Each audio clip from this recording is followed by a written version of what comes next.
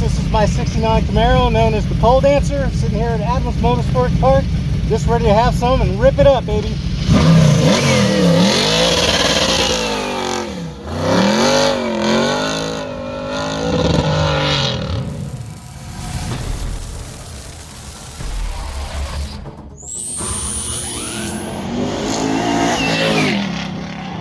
My name's Efrain Diaz. This is my 69 Camaro. It's a rally sport, it's a real car.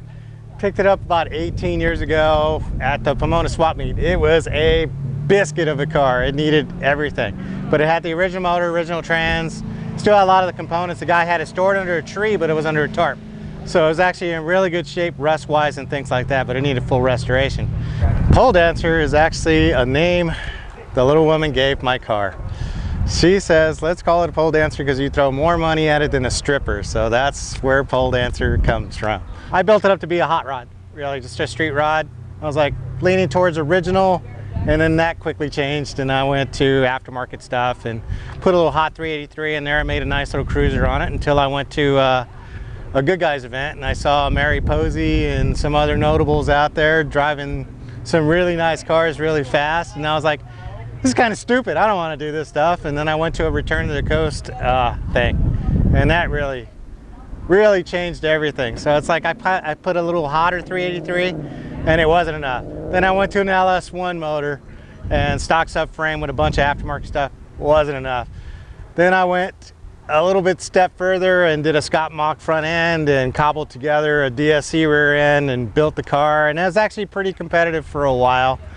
And I think it was in 17, I was at the OUSCI event in Vegas, driving my ass off, had qualified and having a pretty good time, and Sal comes up to me and asked me if I want to be part of the TCI family.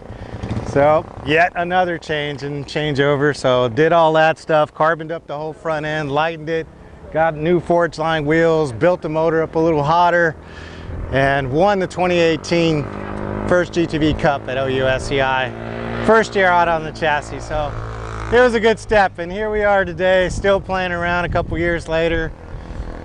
It's a good time. Right now the car is equipped with an LS7 pumping out about 660 horse. HPS Motors rebuilt it after the original K-Tech motor took a dump at me.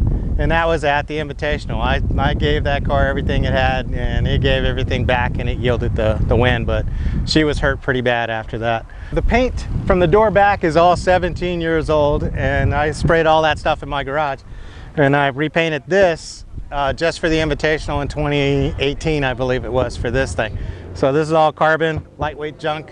Took about 130 pounds off the nose, just tried to balance things out, so that was pretty cool. I started off with some bunch of anvil panels to make the front end lighter.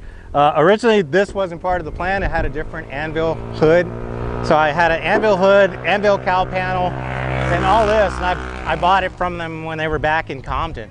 So over the years, Matt and I developed a relationship and we started working on developing this hood. So I did the body work and the molds, and we fixed this thing up, and we came up with this hood, and we've just been going at it ever since. So he and I are good friends. He helps me out with parts, I help him out with some design cues. We give him lots of love because he's a really good guy to deal with. The interior of the car is purpose built, let's just say that. It still maintains all the original type look of a 69 Camaro, except the dash is now carbon fiber, all outlaid with spec and autometer gauges. I have redundant system. I have a computer, HP tuners in there. I use a screen and it also monitors all the vitals in there. I have a roll bar just to save some weight. I got some Cobra seats from eBay from actually the police in Ventura County.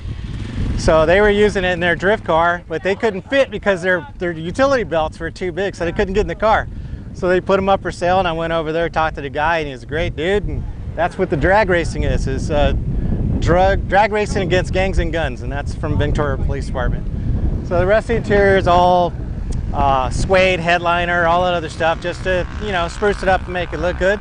Still has AC. It's got a full stereo in it, full carpet, full sound insulation, full door panels, the works. It's all a street car. It's not as light as it should be. It's about 3,300 pounds with a full tank of gas. The car, you know, being a kind of a dual sport thing, I mean, I can't really say it's a 100% race car. I can't say it's a 100% street car. it does everything really well. So actually cruising down the highway, if I soften up the shocks, it's like a Cadillac. She cruises really good sport suspension. It gets about 20 miles per gallon with the 6-speed that it's got. I changed the gearing just so I can cruise it more on the highway. Flip that AC on, roll the windows up, and just fly, man. It's a blast. Good shout out to Willwood, these guys right here. This track is actually pretty much torture on the brakes of this car, and it's just taken everything that I've been able to throw at it.